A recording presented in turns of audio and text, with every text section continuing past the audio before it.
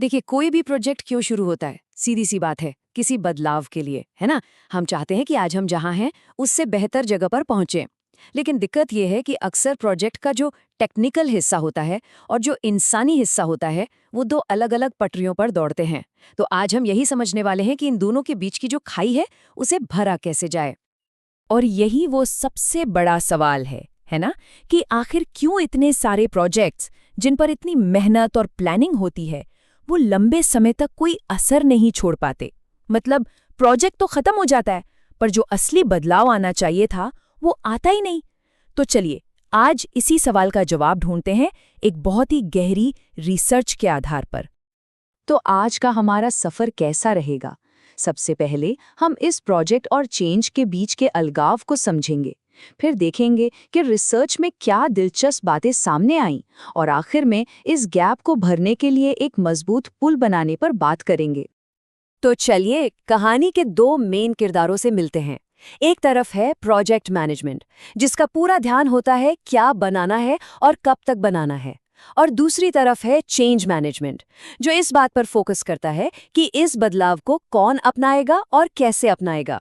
मजे की बात यह है कि दोनों की मंजिल एक ही है, पर अक्सर ये दो अलग-अलग द्वीपों की तरह काम करते हैं। यहाँ आप साफ साफ देख सकते हैं कि दोनों की दुनिया कितनी अलग है। प्रोजेक्ट मैनेजमेंट की प्राथमिकताएं हैं स्कोप, बजट और टाइमलाइन, मतलब काम सही से तय पैसों में और समय पर हो जाए।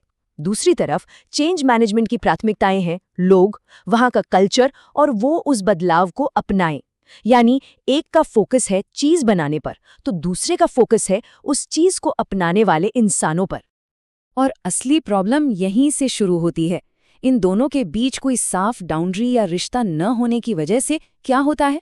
प्रोजेक्ट तो शायद टेक्निकली सफल हो जाता है, मतलब टाइम पर, बजट में, पर अगर लोगों ने उस बदलाव को दिल से नहीं अपनाया तो समझिए सारी मेहनत बेकार।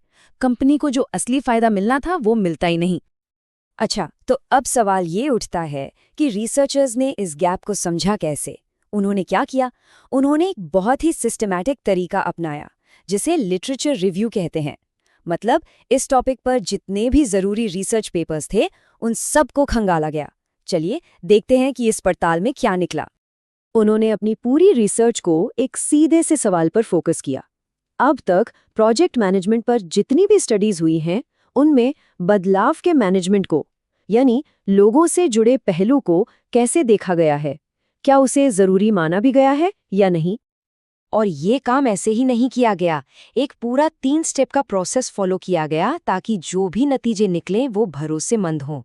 पहले पूरी रिव्यू की प्लानिंग हुई, फिर उसे कंडक्ट किया गया और आखिर में सारे नतीजों को रिपोर्ट किया गया। एक बहुत ही सॉलिड तरीका।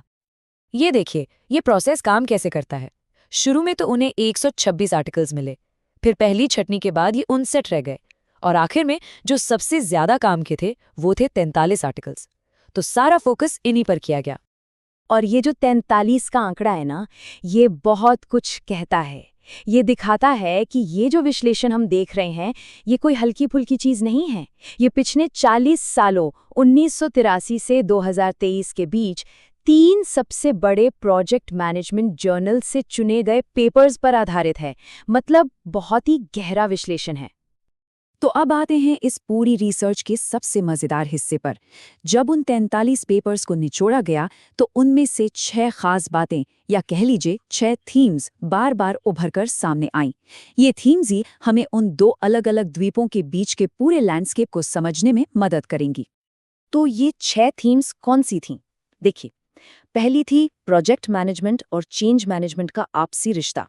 दूसरी, बदलाव की प्रक्रिया और उस पर असर डालने वाले फैक्टर्स। तीसरी, कि कैसे चेंज मैनेजमेंट एक सक्सेस फैक्टर बन जाता है। चौथी, और बहुत दिलचस्प, बदलाव का प्रतिरोध या रेजिस्टेंस। पांचवी, एक टेम्पररी प्रोजेक्ट का परमानेंट ऑर्गेनाइजेशन के साथ कैसा तालमेल होता है। और छठी, उन कंपनियों में बदलाव कैसे होता है जो चलती ही प्रोजेक्ट्स पर हैं। रिसर्च में एक बहुत ही खास तरह के प्रोजेक्ट्स की बात हुई है, जिन्हें चेंज प्रोजेक्ट्स कहा गया है। अब ये क्या है? सोचिए, एक होता है नया सॉफ्टवेयर लगाना, लेकिन एक होता है कंपनी के काम करने का पूरा तरीका ही बदल देना, उसका कल्चर बदलना। ये दूसरे वाले जो प्रोजेक्ट्स हैं, यही चेंज प्रोजेक्ट्स हैं। और इनके लिए सिर्फ पारंपरिक प्रोजेक्ट मैनेजमेंट काफी नहीं होता, यहाँ दोनों की जरूरत पड़ती है। और यहीं पर एक बहुत ही चौंकाने वाली बात सामने आई। हम सब क्या सोचते हैं कि बदलाव का विरोध मतलब रेजिस्टेंस एक बुरी चीज है, लेकिन रिसर्च कहती है जरूरी नहीं, कभी-कभी ये रेजिस्टेंस पॉजिटिव भी हो सकता है। इसे प्रोडक्टिव रेजिस्टेंस का नाम दिया गया है। मतलब जो लोग विरोध कर रहे हैं, हो सकता है वो हमें प्रोजेक्ट की ऐसी कमियां बता रहे हों जो हमें दिखी नहीं रही। तो इसका मतलब क्या हुआ? इसका मतलब ये कि हमें रेजिस्टेंस को देखने का अपना नजरिया बदलना होगा। पुरानी सोच थी कि ये एक रुकावट है जिसे बस रास्ते से हटाना है, लेकिन नई सोच कहती है कि नहीं, ये फीडबैक का, बातचीत का एक मौका है। हो सकता है जो लोग विरोध कर रहे हैं वो कुछ ऐसा देख पा रहे हों जो प्रोजेक्ट टीम से छूट गया हो। एक और बड़ी चुनौती जो रिसर्च में दिखी वो थी टेम्पररी और परमानेंट के बीच का टकराव। जरा सोचिए, एक प्रोजेक्ट टीम है जो कुछ महीनों या साल भर के लिए आई है और उसे एक ऐसे ऑर्गेनाइजेशन में बदलाव लाना है जो सालों से, शायद दशकों से एक ही ढर्रे पर चल रहा है। ये एक बहुत बड़ा चैलेंज है कि एक अस्थायी ताकत एक स्थायी सिस्टम को कैसे बदले।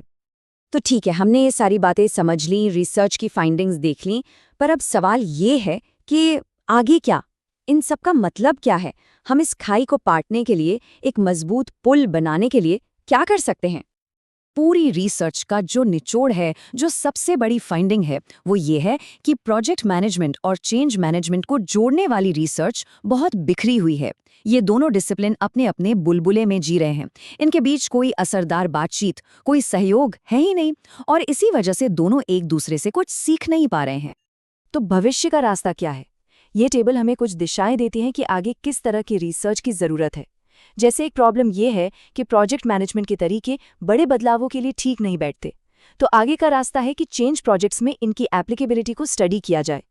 या जैसे रेजिस्टेंस को सिर्फ नेगेटिव देखा जाता है, तो क्यों न स्टेक होल्डर थिंकिंग का इस्तेमाल करके विरोधी विचारों से भी कुछ वैल्यू क्रिएट की जाए। इसी तरह चेंज मैनेजमेंट ज्यादातर आईटी प्रोजेक्ट्स में ही स्टडी हुआ है, इसे कंस्ट्रक्शन जैसे ट्रेडिशनल प्रोजेक्ट्स में भी देखने की जरूरत है। अब बात करते हैं कि जो लोग मैनेजर्स हैं वो इस रिसर्च से क्या सीख सकते हैं। पहली बात ये समझिए कि चेंज प्रोजेक्ट्स में दोनों दुनियाओं का ज्ञान चाहिए, सिर्फ एक से काम नहीं चलेगा। दूसरी बात, दोनों ही डिसिप्लिन के टूलकिट का इस्तेमाल करिए। तीसरी, जैसा हमने कहा, रेजिस्टेंस को एक खतरे की तरह नहीं बल्कि फीडबैक के एक मौके की तरह देखिए। और चौथी, एक इंटीग्रेशन मैनेजर रखिए, एक ऐसा इंसान जिसका काम ही हो टेम्पररी प्रोजेक्ट टीम और परमानेंट ऑर्गेनाइजेशन के बीच पुल बनाना। तो आखिर में सबसे जरूरी बात क्या है? वो ये है कि किसी भी प्रोजेक्ट की असली सफलता सिर्फ एक प्रोडक्ट या सर्विस डिलीवर कर देने में नहीं है। असली सफलता इस बात में है कि उस बदलाव के साथ जो इंसानी सफर जुड़ा है उसे कितनी अच्छी तरह मैनेज किया गया, क्योंकि आखिर में प्रोजेक्ट सफल या असफल इंसान बनाते हैं, मशीनें नहीं। और अब मैं आपको एक सवाल के साथ छोड़े जा रहा हूँ। जरा सोचिए, आपका अगला प्रोजेक्ट क्या वो सिर्फ एक काम खत्म कर रहा है या फिर वो एक सच्चा, एक असली बदलाव लाने की कोशिश कर रहा है? क्योंकि इसी सवाल के जवाब में प्रोजेक्ट मैनेजमेंट और चेंज मैनेजमेंट के बीच के उस पुल की नींव रखी है।